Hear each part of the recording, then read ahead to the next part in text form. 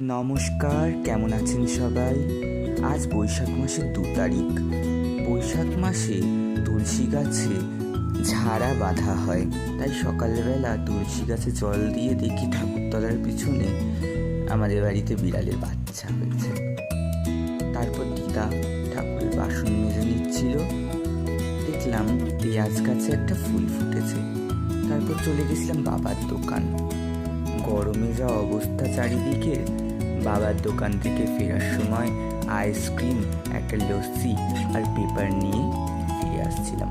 তখন দেখলাম রানীমা পাহারা দিচ্ছেন তার বাচ্চাদের।